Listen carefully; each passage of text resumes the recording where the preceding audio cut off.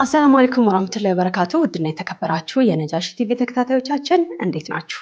ሳምንታዊ የነጃሺ ቢዝነስ ፕሮግራማችን እነሆ ሰዓቱን ጠብቆ ወደ እናንተ መድረስ ጀምሯል።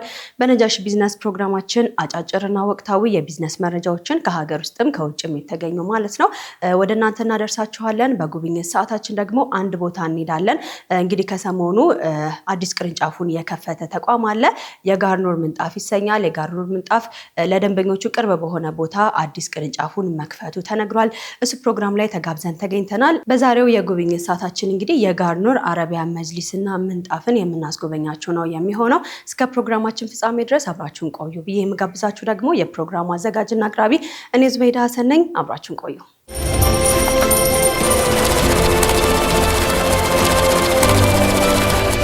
ተመልካቾቻችን የነጃሺ ቢዝነስ ፕሮግራማችን ቀዳሚ የምናደርገው መሰናዶ አጫጭርና ወቅታዊ የቢዝነስ መረጃዎቻችንን ነው። እንግዲህ ከሀገር ውስጥ የቢዝነስ መረጃዎቻችን ነው የምንጀምረው።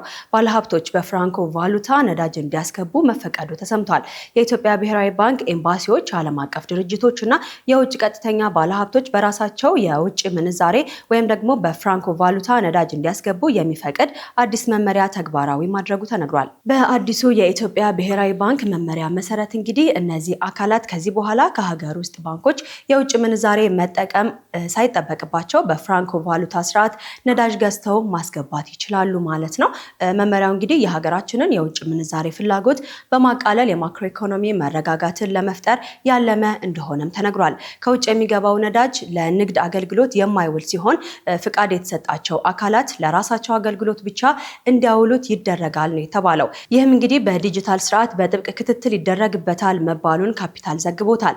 ባለፉት ዓመታት የነዳጅ ምርትን ወደ ሀገር ውስጥ በብቸኝነት የማስገባት መብት የነበረው የመንግስት ይዞታ ለሆነው የኢትዮጵያ የነዳጅ አቅራቢዎች ድርጅት ነበረ። ይሁን እንጂ ነዳጅ የሀገሪቱ ትልቅ የገቢ ምርት መሆኑና የውጭ ምንዛሬ እጥረት መኖሩ አቅርቦቱ ላይ ተጽዕኖ ፈጥሮ ቆይቷል ተብሏል። በመሆኑም ኤምባሲዎች፣ ዓለም አቀፍ ድርጅቶች እና የውጭ ቀጥተኛ ባለሀብቶች በራሳቸው የውጭ ምንዛሬ ወይም ደግሞ በፍራንኮ ቫሉታ ነዳጅ እንዲያስገቡ መፈቀዱ ጫናውን ሊያቃልል ይችላል ተብሎ ይጠበቃል።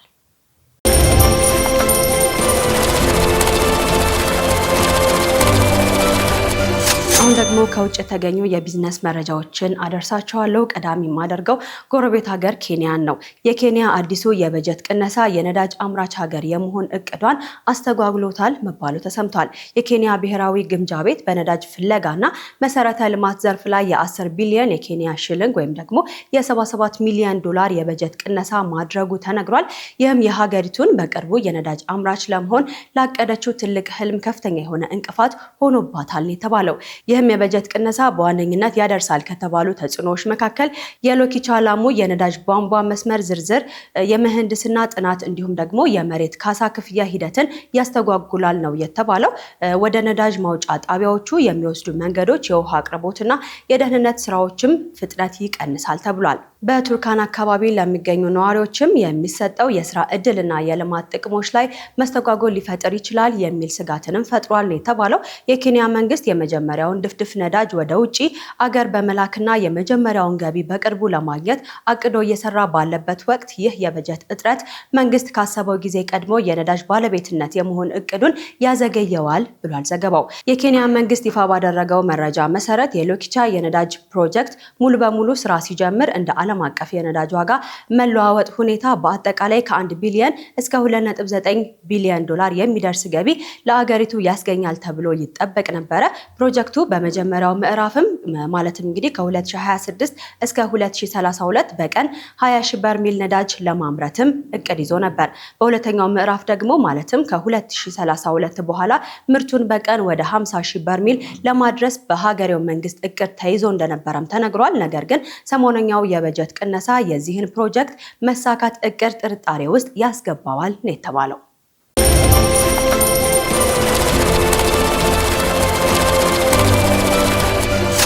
ቀጣዩ የቢዝነስ መረጃችን ደግሞ ወደ ሳዑዲ አረቢያ ይወስደናል። በመካ ከተማ የ3.55 ቢሊዮን ዶላር ግዙፍ የልማት ፕሮጀክት ይፋ መሆኑ ተሰምቷል። የሳዑዲ አረቢያ በቅድስት ከተማ መካ የመሰረተ ልማትና የከተማ ውበትን ለማሳደግ ያለመ የ3.55 ቢሊዮን ዶላር ወይም ደግሞ የ13.3 ቢሊዮን የሳዑዲ ሪያል ዋጋ ያላቸው ግዙፍ የልማት ፕሮጀክቶችን በይፋ መጀመሩን አስታውቋል። በአጠቃላይ እንግዲህ ከ2.7 ሚሊዮን ስኩዌር ሜትር በላይ ስፋት ያለው መሬት የሚሸፍነው ፕሮጀክቱ በሮያል ኮሚሽን ስር ይመራል ተብሏል። ፕሮጀክቱ በከተማዋ የሚገኙ 6 ቁልፍ ዲስትሪክቶች ላይ ያተኩራል ነው የተባለው። ይህ ፕሮጀክት በዋነኝነት በከተማዋ የሚታየውን የከተማ ልማት እጥረቶችን መቅረፍ፣ የመሬት አጠቃቀምን ማዘመን፣ የመንገድና የውሃ መሰረተ ልማቶችን ማሳደግ እንዲሁም ደግሞ ለነዋሪዎችና ለሀጃጆች ምቹ የሆነ የህዝብ መናፈሻዎችና መዝናኛዎችን መገንባት ላይ ዓላማ አድርጓል ተብሏል። እንዲሁም ደግሞ እንግዲህ የመካ ኢንቨስትመንትና የልማት አቅምን በማሳደግ ቅድሚያ የሚሰጣቸውን ቦታዎች እንደገና ለማልማት ያለመ መሆኑንም የመካ ከተማና የቅዱስ ቦታዎች የልማት ኮሚሽን ገልጿል ተብሏል። ይህም ታላቅ የከተማ መልሶ ልማት ስራ የሚከናወነው በሳዑዲ መንግስት የቁጥጥር አካላትና በግል የሪል ስቴት አልሚዎች እንዲሁም ደግሞ በኢንቨስትመንት ፈቃድ በጋራ አጋርነት እንደሆነ ኮሚሽኑ ነው ያስታወቀው። ፕሮጀክቱ የሳዑዲ አረቢያ የቪዥን 2030 የልማት ግብ ለማሳካት ትልቅ የሆነ እገዛ ያደርጋል ተብሎም ይጠበቃል።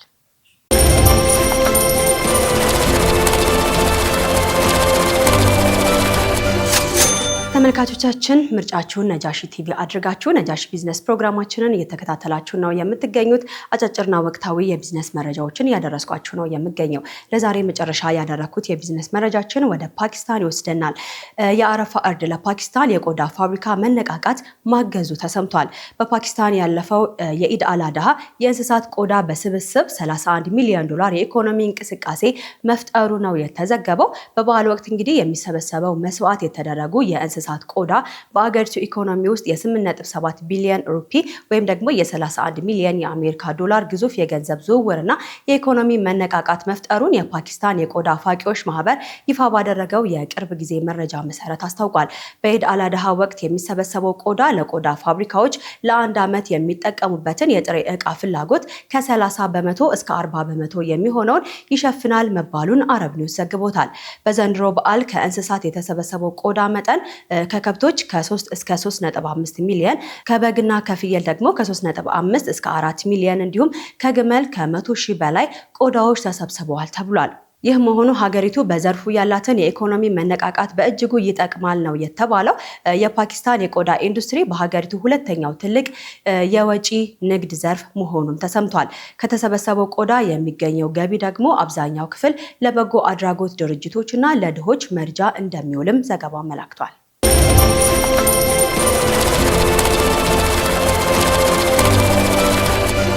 ተመልካቾቻችን ለእናንተ ይጠቅማችኋል ብለን ያሰብናቸውን አጫጭርና ወቅታዊ የቢዝነስ መረጃዎችን በተከታተላችሁት መልኩ አደረስናችሁ።